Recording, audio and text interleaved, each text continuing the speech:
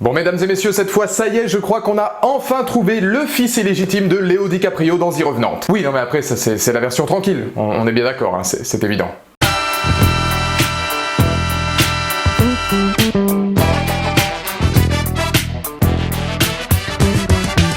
Bonjour à toutes et à tous, c'est Valou et bienvenue pour cette toute nouvelle vidéo, cette toute nouvelle critique consacrée à Far Cry Primal, la version tout public. Ou plus sérieusement à la critique d'Alpha, un film où il va vraiment falloir faire preuve d'objectivité. Parce que je me suis senti un petit peu entre deux chaises à la sortie de la séance, c'est un film qui est assez court, qui dure 1h30. Je peux pas vous dire que j'ai véritablement apprécié Alpha, mais je vais vous expliquer pourquoi, tout en vous disant aussi qu'à mon avis, c'était pas du tout ce que j'étais venu chercher. J'ai eu vent de la sortie d'Alpha il y a déjà quelques mois, et c'est un film que j'attendais avec impatience, parce que retrouver l'univers du paléolithique, retrouver justement cette histoire d'il y a 20 000 ans en essayant d'amener un souffle nouveau au genre alors que c'est quelque chose qu'on voit pas beaucoup au cinéma, ça me plaisait beaucoup, j'avais pas vu les bandes annonces, je m'étais gardé de toute information sur le film, et je vais pas vous mentir, j'étais venu chercher un survival où on allait apprendre énormément de choses sur l'univers, avec une aura sur le fait de survivre, quelque chose qui est d'ailleurs très bien dit à plusieurs reprises dans le film. La vie, c'est pas un devoir, c'est pas un droit, c'est quelque chose que tu gagnes. Et au final, effectivement, si je voulais voir un film comme ça, il aurait mieux fallu que j'aille voir La Guerre du Feu de Jean-Jacques Hano, parce que j'en aurais certainement eu plus pour mon argent, et c'est pour ça que je peux pas vraiment vous dire si c'est un bon film ou non, dans le sens où,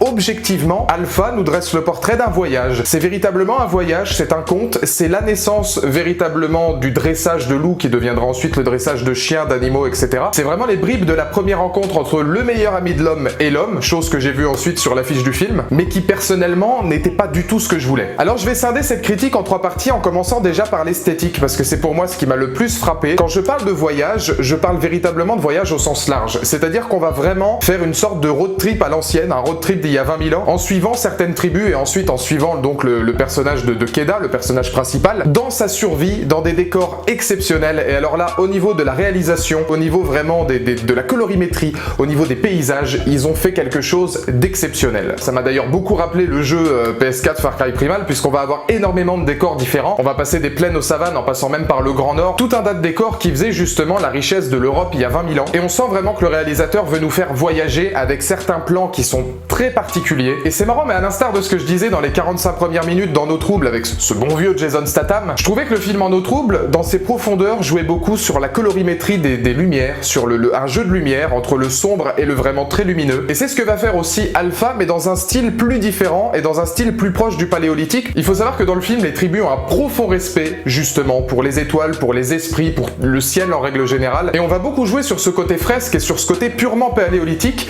puisque certains plans, on dirait presque des peintures. C'est des peintures rupestres qui ont été presque peintes à travers un plan et à travers une situation. Et c'est vrai qu'on va avoir devant nous toute une série de plans ou de situations ou de ralentis à certains moments qui jouent sur les couleurs et qui nous dressent le portrait finalement d'une immense fresque dans laquelle on va voyager. Et j'ai trouvé ça vraiment habile, puisque si on regarde la situation, c'est vrai qu'à l'époque du paléolithique, c'était l'époque de la pierre, c'était l'époque des fresques, c'était l'époque des dessins, etc. C'était l'époque de la culture des étoiles, et qu'on en fasse presque l'esthétique du film et qu'on en fasse un film contemplatif, on va pas se mentir, il y a quelques claques visuelles qui vous laisseront pas indifférents dans Alpha. Et c'est là que les choses se gâtent, c'est que la deuxième et troisième partie, je vais commencer par l'aspect survie, c'est le genre de film où au final tu y vas en famille, où tu y vas avec tes gosses, ils vont avoir vraiment ce côté féerique. Il va y avoir une féerie, il va y avoir un enjeu, il va y avoir un voyage, il va y avoir une culture que tous les enfants vont apprécier. Encore une fois, quand on est enfant, la culture des dinosaures, la culture de la préhistoire, la culture du paléolithique, c'est vraiment très intéressant, on a envie d'y être puisque ce sont des créatures immenses qui nous font rêver, etc. Donc je pense que pour tout ce qui est esprit côté familial, c'est plutôt pas mal, notamment au niveau du road trip du personnage principal, qui est un enfant, donc l'enfant vis-à-vis de l'enfant va forcément avoir de l'empathie, qui va devenir ami avec un animal, et on va avoir la naissance vraiment du premier meilleur ami de l'homme. Donc là encore une fois, il y a toute une symbolique et il y a tout un univers sur l'imagerie qui est plutôt intéressant pour tous les enfants et les grands enfants aussi, hein, je parle pas forcément que pour les gamins. Et on verra dans ce côté survie un rite initiatique du personnage principal qui va finalement, au fur et à mesure de l'aventure, devenir un homme. Ça, il n'y a pas de souci. Le problème, c'est que pour tous les autres qui imaginaient peut-être un petit peu comme moi quelque chose de plus intéressant, de plus pertinent, ou en tout cas de peut-être un peu plus sanglant, de beaucoup plus axé sur la survie, et bah à la limite, vous pouvez aller voir les films de Bear Grylls ou alors ses émissions, ou même lire ses bouquins, parce que l'homme écrit maintenant. Vous aurez plus de survie que dans Alpha. Parce que je trouve qu'ils ont vraiment pas mis assez l'accent sur le côté purement survie de la chose. C'est vrai qu'évidemment, passer après The Revenant, alors que tu as certaines scènes qui sont similaires, c'est pas évident. Il y avait un côté survie, féerique, féerique et imaginaire qui m'a beaucoup rappelé l'Odyssée de Pi aussi, notamment sur l'amitié entre l'homme et la bête finalement, notamment une scène où on voit des aurores boréales, il y a une esthétique qui est proche de l'Odyssée de Pi. Je pense que finalement les deux films ont plus ou moins la même thématique et la même envie, sauf que le problème c'est que sur l'Odyssée de Pi c'était encore plus imagé et il y avait vraiment un concept particulier. Là si on se met il y a 20 000 ans, forcément on a envie de voir plusieurs choses. Moi de mon côté j'aurais aimé qu'on voit beaucoup plus d'animaux. On va voir 2-3 mammouths en arrière-plan éventuellement. On utilise évidemment le grand méchant dans une des premières scènes du film, le tigre à dents de sable, qui doit finalement avoir une scène de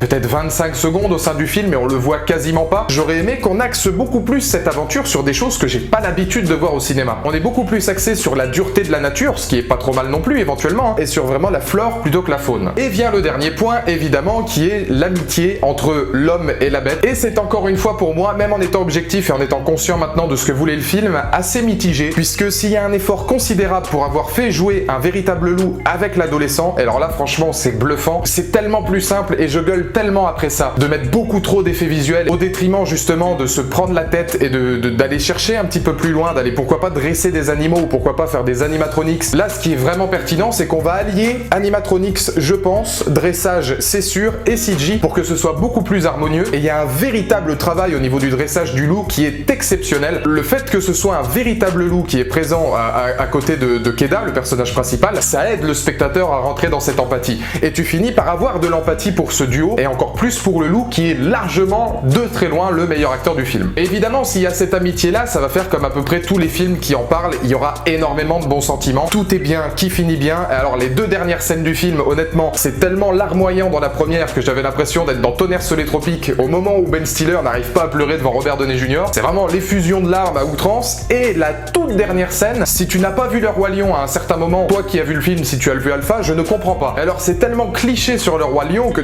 c'est un peu too much. Et le truc c'est que dans la salle il y a eu des rires, c'est-à-dire qu'il y a eu des rires tellement la situation était peu crédible, comme énormément de situations dans le film sont assez peu crédibles, et il y a eu des rires comme quoi c'était peut-être un petit peu trop. Et au final, en étant objectif encore une fois, puisque je suis tout à fait conscient que pour certaines personnes ce sera peut-être un bon film, c'est un voyage, c'est une aventure, il n'y a pas de souci, je me mets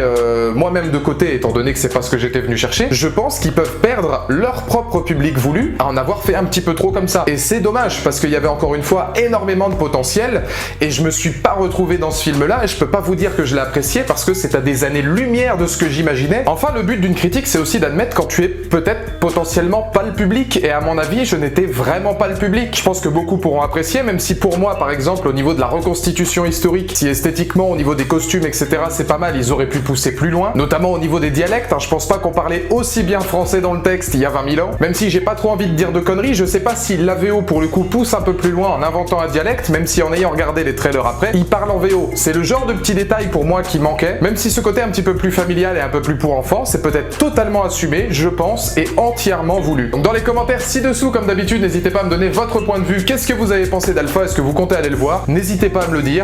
Il n'y a pas beaucoup de films en septembre, il va falloir travailler.